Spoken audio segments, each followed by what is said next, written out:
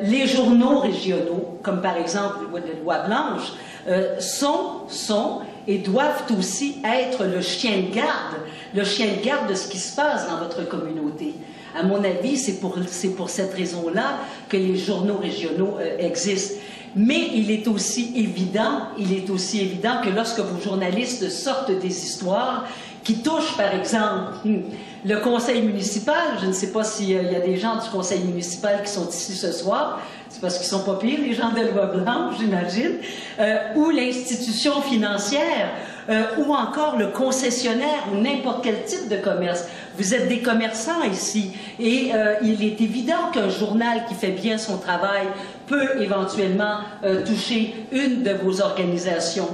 Et la proximité des sujets, ben, c'est évident que ça provoque un raz-de-marée encore plus grand que lorsque le sujet est loin. Hein. C'est un peu comme le focus pour la caméra. Les journaux comme Loi Blanche, à mon avis, sont aussi importants, sinon plus importants, à mon avis, que, par exemple, des émissions d'affaires publiques qui sont intéressantes, qui sont, oui, instructives, mais qui ne vous touchent pas nécessairement dans votre communauté. Je pense, par exemple, à l'histoire du palais de justice de Montmagny, hein? Je pense que c'est un bel exemple que vous connaissez mieux que moi même. Ben, c'est Loi Blanche quand même qui a lancé le bal autour de la rénovation de l'édifice.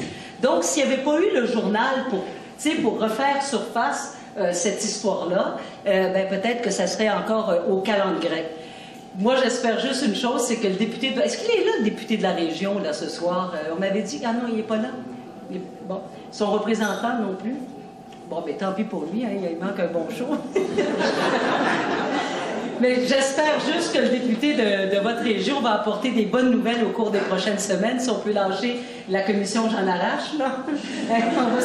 On va s'occuper des vraies affaires. Ah, j'ai dit J'en arrache, excusez, Bastarache. Le journal Loi Blanche a aussi contribué à vous positionner au sujet de la sauvegarde, par exemple, de votre patrimoine maritime, qui est la goélette Gros-Île. Et j'imagine que vous avez lu le dernier article sur le sujet de Clémence Sirot, qui écrit... Est-ce qu'elle est ici, Clémence Sirot? Elle n'est pas là non plus. Tant pis pour elle. Hein? Mais je vais quand même la citer parce que, justement, à travers le dossier de la goélette Gros-Île, elle a écrit notamment une phrase, moi, qui m'a un petit peu saisie. Le savoir-faire et l'histoire se perdent en même temps que les bateaux.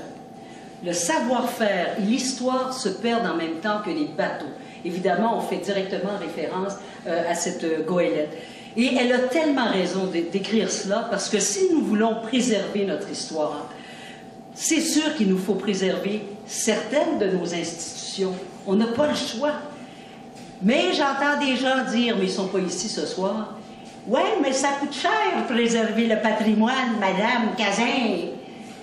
Ça se peut qu'il y ait des gens qui pensent comme ça. Mais en même temps, le patrimoine, c'est ce qui garantit le futur d'une société.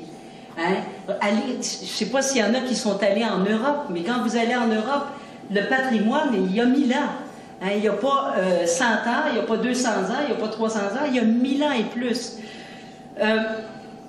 Ce qui est formidable aussi, c'est qu'un journal comme Loi Blanche prenne parti et transmette les histoires à ses lecteurs. Donc, toutes ces histoires dont je vous fais part à l'heure actuelle, ça se transmet par le biais d'un journal, comme celui de Loi Blanche. Et le journal doit aussi survivre pour préserver, donc, l'histoire de la région. C'est essentiel à la survie d'une communauté, un journal de la région. Et pour survivre, ben, ils ont compris à Loi Blanche. Moi, là, mes Laurentides, je lis Loi Blanche, pas par le papier, par Internet. Et ça, c'est devenu, évidemment, un incontournable. Mais vous savez qu'aujourd'hui, avec Internet, on sait tout ce qui se passe au moment où ça se passe. Et si vous êtes aux États-Unis, même avant que ça se passe.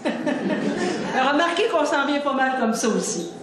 La grande différence entre un média national et régional, c'est la proximité physique, hein, que votre journal peut avoir avec les gens de la communauté.